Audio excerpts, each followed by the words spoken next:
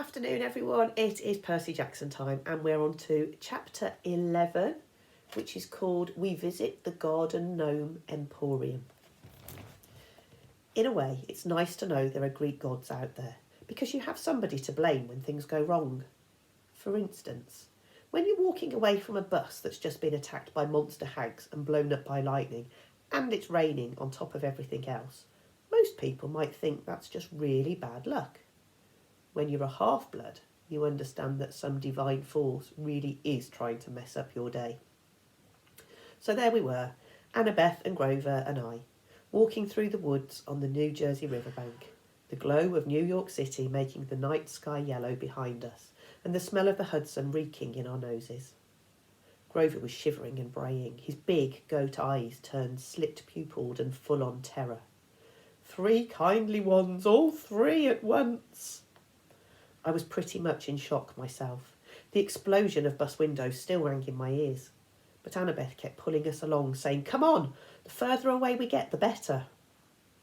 All our money was back there, I reminded her. Our food, our clothes, everything. Well, maybe if you hadn't decided to jump into the fight. What did you want me to do? Let you get killed? You didn't need to protect me, Percy. I would have been fine. Sliced like sandwich bread, Grover put in, but fine. Shut up, goat boy, said Annabeth. Grover brayed mournfully. Tin cans, a perfectly good bag of tin cans. We sloshed across mushy ground, through nasty twisted trees that smelled like sour laundry. After a few minutes, Annabeth fell into line next to me. Look, her voice faltered. I appreciate your coming back for us, okay? That was really brave. We're a team, right? She was silent for a few more steps. It's just that if you died, aside from the fact that it would really suck for you, it would mean the quest was over. This may be my only chance to see the real world. The thunderstorm had finally let up. The city glow faded behind us, leaving us in almost total darkness. I couldn't see anything of Annabeth except a glint of her blonde hair. You haven't left Camp Half-Blood since you were 7, I asked her. No, only short field trips. My dad, the history professor. Yeah, it didn't work out for me living at home. I mean, Camp Half-Blood is my home. She was rushing her words out now, as if she were afraid somebody might try to stop her.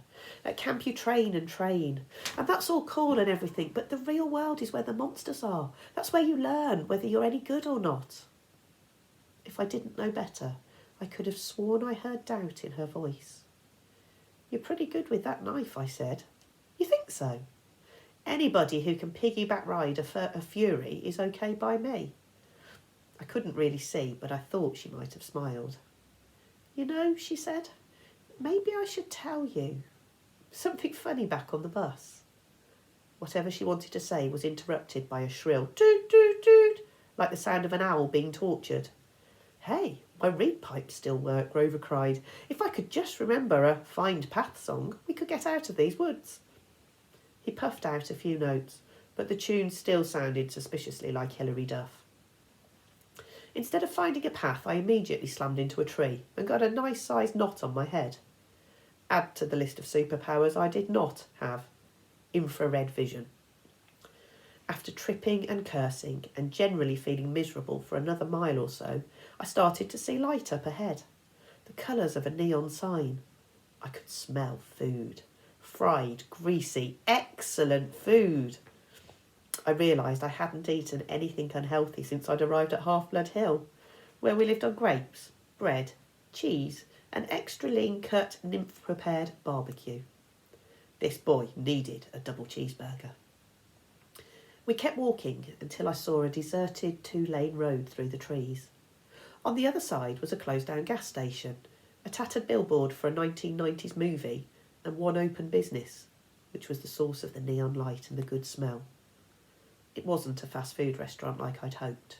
It was one of those weird roadside curio shops that sell lawn flamingos and wooden Indians and cement grizzly bears and stuff like that. The main building was a long, low warehouse surrounded by acres of statuary. The neon sign above the gate was impossible for me to read, because if there's anything worse for my dyslexia than regular English, it's red, cursive, neon English. To me, it looked like "At new mes gduran gomen mepreum." What the heck does that say? I asked. I don't know, Annabeth said. She loved reading so much I'd forgotten she was dyslexic too. Grover translated. Auntie M's Garden Gnome Emporium. Flanking the entrance, as advertised, were 2 cement garden gnomes, ugly bearded little runts, smiling and waving as if they were about to get their picture taken. I crossed the street, following the smell of the hamburgers. Hey, Grover warned. The lights are on inside, Annabeth said. Maybe it's open. Snack bar, I said wistfully. Snack bar, she agreed. Are you too crazy? Grover said. This place is weird. We ignored him. The front garden was a forest of statues, cement animals, cement children, even a cement satyr playing the pipes, which gave Grover the creeps. Bah! He bleated. Looks like my Uncle Ferdinand. We stopped at the warehouse door. Don't knock, Grover pleaded. I smell monsters. Your nose is clogged up from the furies, Annabeth told him. All I smell is burgers. Aren't you hungry? Meat, he said scornfully. I'm a vegetarian. You eat cheese enchiladas and aluminium cans, I reminded him. Those are vegetables. Come on, let's leave. These statues are looking at me. Then the door creaked open, and standing in front of us was a tall Middle Eastern woman. At least, I assumed she was Middle Eastern, because she wore a long black gown that covered everything but her hands, and her head was completely veiled. Her eyes glinted behind a curtain of black gauze, but that was about all I could make out. Her coffee-coloured hands looked old, but well manicured and elegant, so I imagined she was a grandmother who had once been a beautiful lady. Her accent sounded vaguely Middle Eastern too. She said, Children, it's too late to be out all alone. Where are your parents? They're, Annabeth started to say. We're orphans, I said. Orphans? The woman said. The word sounded alien in her mouth. But my dears, surely not. We got separated from our caravan, I said. Our circus caravan. The ringmaster told us to meet him at the gas station if we got lost, but he may have forgotten, or maybe he meant a different gas station. Anyway, we're lost. Is that food I smell? Oh, my dears, the woman said, you must come in. Poor children. I'm Auntie M. Go straight through to the back of the warehouse, please. There's a dining area. We thanked her and went inside. Annabeth muttered to me, Circus caravan? Always have a strategy, right? Your head is full of kelp. The warehouse was filled with more statues, people in all different poses, wearing all different outfits and with different expressions on their faces. I was thinking you'd have to have a pretty huge garden to fit even one of these statues, because they were all life-size. But mostly, I was thinking about food. Go ahead, call me an idiot for walking into a strange lady's shop like that just because I was hungry, but I do impulsive stuff sometimes. Plus, you've never smelled Auntie M's burgers. The aroma was like laughing gas in the dentist's chair. It made everything else go away. I barely noticed Grover's nervous whimpers, or the way the statue's eyes seemed to follow me, or the fact that Auntie M had locked the door behind us. All I cared about was finding the dining room, and sure enough, there it was at the back of the warehouse. A fast food counter with a grill, a soda fountain, a pretzel heater, and a nacho cheese dispenser. Everything you could want, plus a few steel picnic tables out front. Please, sit down, Auntie M said. Awesome, I said. Grover said reluctantly, we don't have any money, Mum. Before I could jab him in the ribs, Auntie M said, No, children, no money. This is a special case, yes. It's my treat for such nice orphans. Thank you, Mum, Annabeth said. Auntie M stiffened as if Annabeth had done something wrong. But then the old woman relaxed just as quickly, so I figured it must have been my imagination. Quite all right, Annabeth, she said. You have such beautiful grey eyes, child. Only later did I wonder how she knew Annabeth's name, even though we had never introduced ourselves. Our hostess disappeared behind the snack counter and started cooking. Before we knew it, she'd brought us plastic trays heaped with double cheeseburgers, vanilla shakes, and XXL servings of French fries. I was halfway through my burger before I remembered to breathe. Annabeth slurped her shake. Grover picked at the fries and eyed the tray's waxed paper lining as if he might go for that, but he still looked too nervous to eat. "What's that hissing noise?" he asked. I listened, but didn't hear anything. Annabeth shook her head. "Hissing?" Auntie Em asked. "Perhaps you hear the deep fryer oil. You have keen ears, Grover." "I take vitamins for my ears." "That's admirable," she said, "but please, relax." Auntie Em ate nothing. She hadn't taken off her headdress even to cook, and now she sat forward and interlaced her fingers and watched us eat. It was a little unsettling, having someone stare at me when I couldn't see her face, but I was feeling satisfied after the burger, and a little sleepy, and I figured the least I could do was try to make small talk with our hostess. "So, you sell gnomes?" I said, trying to sound interested. "Oh yes," Auntie Em said, "and animals, and people, anything for the garden. Custom orders. Statuary is very popular, you know." "A lot of business on this road?" "No, so much, no. Since the highway was built, most cars, they do not go this way now. I must cherish every customer I get." My neck tingled, as if somebody else was looking at me. I turned, but it was just a statue of a young girl holding an Easter basket. The detail was incredible, much better than you see in most garden statues. But something was wrong with her face. It looked as if she was startled, or even terrified. "Ah," Auntie Em said sadly, "you notice some of my creations do not turn out so well. They are marred. They do not sell. The face is the hardest to get right.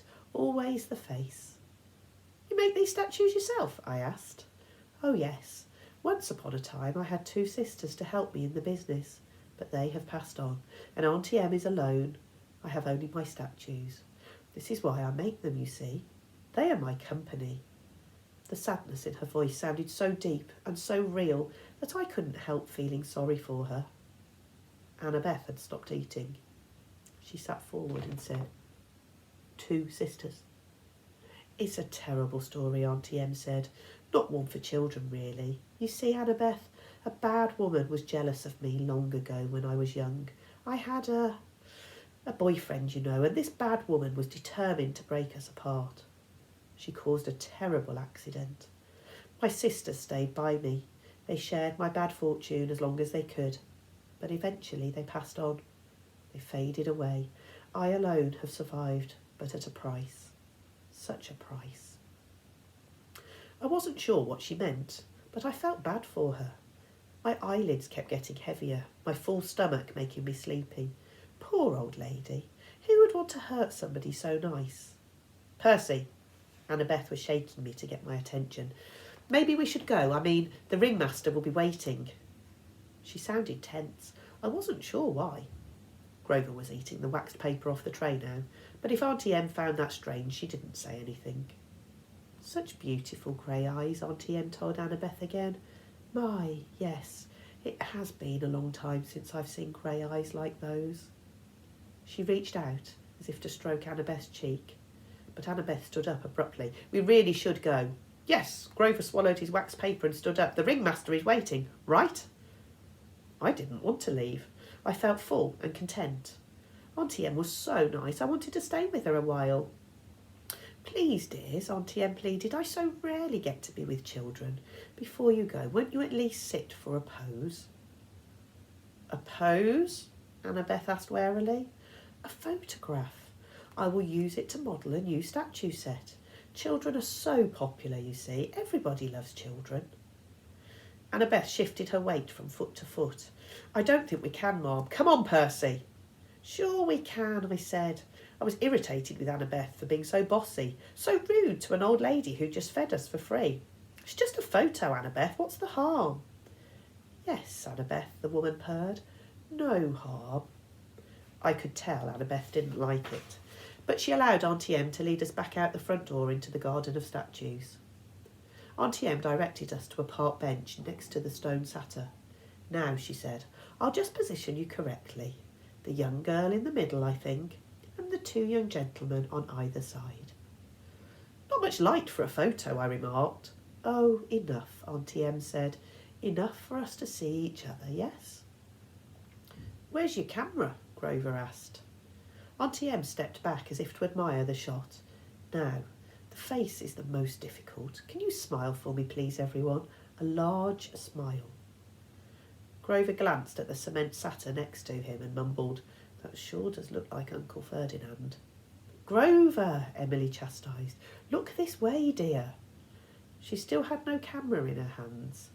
"Percy," Annabeth said.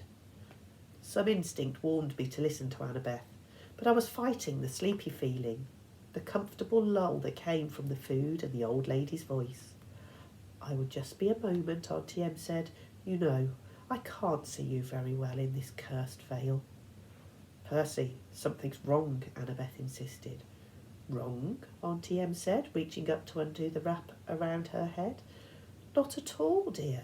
I have such noble company tonight. What could be wrong?" "That is Uncle Ferdinand!" Grover gasped. "Look away from her!" Annabeth shouted. She whipped her Yankee's cap onto her head and vanished. Her invisible hands pushed Grover and me both off the bench. I was on the ground, looking at Aunt Em's sandalled feet. I could hear Grover scrambling off in one direction, Annabeth in another, but I was too dazed to move. Then I heard a strange, rasping sound above me. My eyes rose to Auntie Em's hands, which had turned gnarled and warty, with sharp bronze talons for fingernails. I almost looked higher, but somewhere off to my left, Annabelle screamed, "No! Don't!"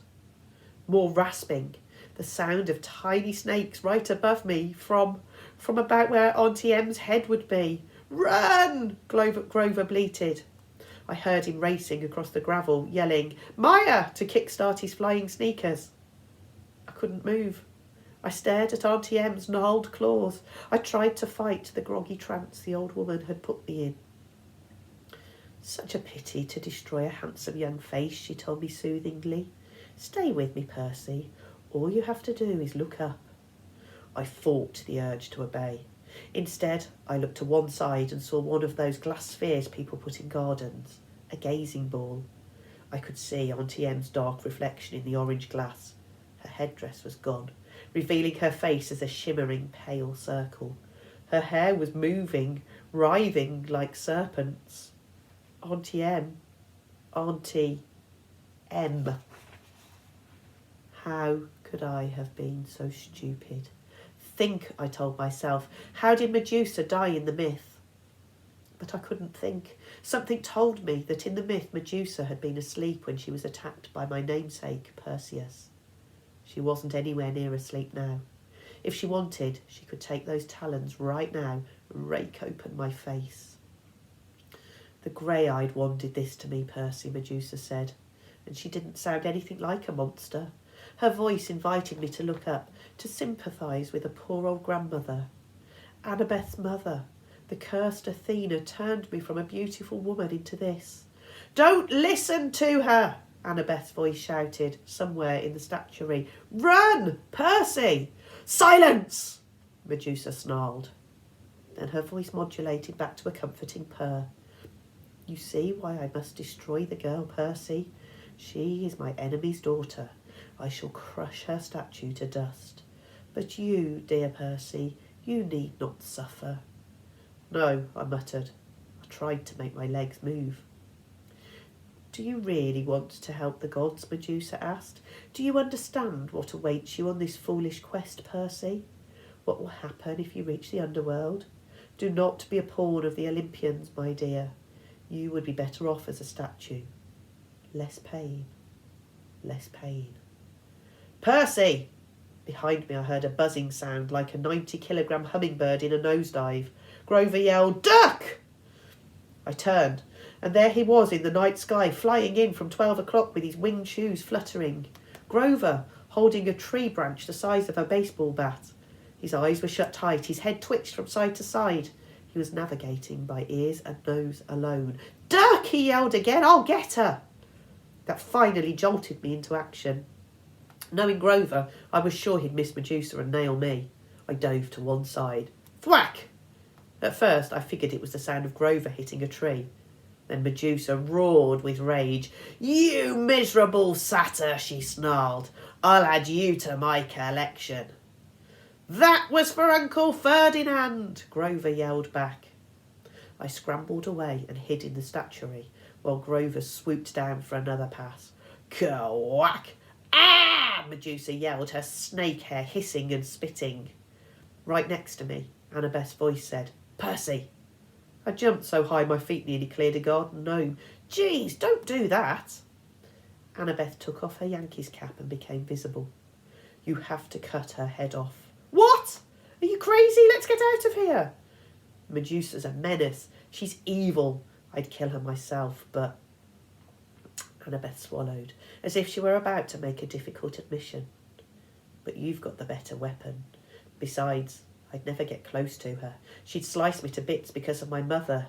You've got a chance." "What? I can't." "Look, do you want her turning more innocent people into statues?" She pointed to a pair of statue lovers, a man and a woman with their arms around each other, turned to stone by the monster. Annabeth grabbed a green gazing ball from a nearby pedestal. A polished shield would be better. She studied the sphere critically. The convexity will cause some distortion. The reflection size should be off by a factor of... "Would you speak English?" "I am." She tossed me the glass ball. "Just look at her in the glass. Never look at her directly." "Hey guys," Grover yelled somewhere above us. "I think she's unconscious." "Rah!" "Maybe not," Grover corrected. He went in for another pass with the tree branch.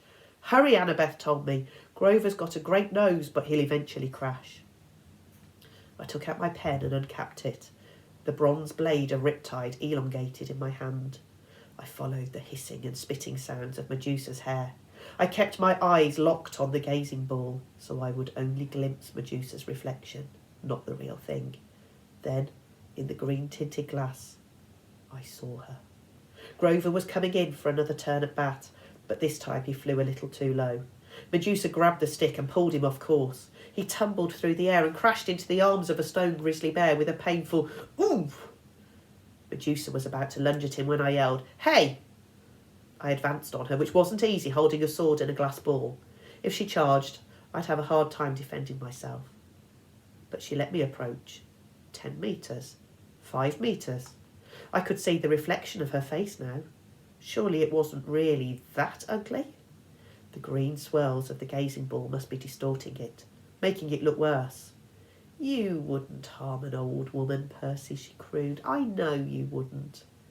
I hesitated, fascinated by the face I saw reflected in the glass. The eyes that seemed to burn straight through the green tint, making my arms go weak. From the cement grizzly, Grover moaned, "Percy, don't listen to her." Medusa cackled. "Ha ha, too late." She lunged at me with her talons. I slashed up with my sword, heard a sickening schlock, then a hiss like wind rushing out of a cavern. The sound of a monster disintegrating. Something fell to the ground next to my foot. It took all my willpower not to look. I could feel warm ooze soaking into my sock, little dying snakeheads tugging at my shoelaces. "Oh, yuck," Grover said. His eyes were still tightly closed, but I guess he could hear the thing gurgling and steaming. Mega yuck. Annabeth came up next to me, her eyes fixed on the sky. She was holding Medusa's black veil. She said, "Don't move." Very, very carefully, without looking down, she knelt and draped the monster's head in black cloth, then picked it up. It was still dripping green juice. "Are you okay?" she asked me, her voice trembling. "Yeah," I decided, though I felt like throwing up my double cheeseburger. Why didn't the head evaporate? "Once you sever it, it becomes a spoil of war," she said. "Same as your Minotaur horn. But don't unwrap the head. It can still petrify you." Grover moaned as he climbed down from the grizzly statue. He had a big welt on his forehead. His green rasta cap hung from one of his little goat horns, and his fake feet had been knocked off his hooves. The magic sneakers were flying aimlessly around his head. "The Red Baron," I said. "Good job, man." He managed a bashful grin. "That really was not fun, though." "Well, the hitting her with a stick part, that was fun. But crashing into a concrete bear? Not fun." He snatched his shoes out of the air. I recapped my sword. Together, the three of us stumbled back to the warehouse. We found some old plastic grocery bags behind the snack counter and double-wrapped Medusa's head. We plopped it on the table where we'd eaten dinner and sat around it, too exhausted to speak. Finally, I said, "So, we have Athena to thank for this monster." Annabeth flashed me an irritated look. "Your dad, actually. Don't you remember? Medusa was Poseidon's girlfriend.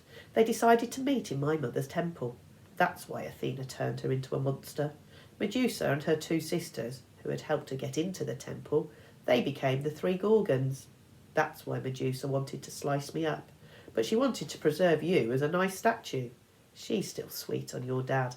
You probably reminded her of him." My face was burning. "Oh, so now it's my fault we met Medusa." Annabeth straightened. In a bad imitation of my voice, she said, "It's just a photo, Annabeth. What's the harm?" "Forget it," I said. "You're impossible. You're insufferable.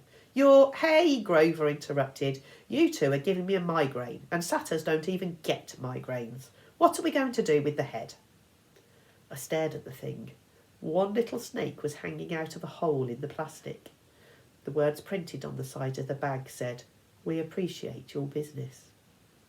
I was angry, not just with Annabeth or her mum, but with all the gods for this whole quest, for getting us blown off the road and in 2 major fights the very first day out from camp. At this rate, we'd never make it to LA alive, much less before the summer solstice. What had Medusa said? "Do not be a pawn of the Olympians, my dear. You would be better off as a statue." I got up. "I'll be back."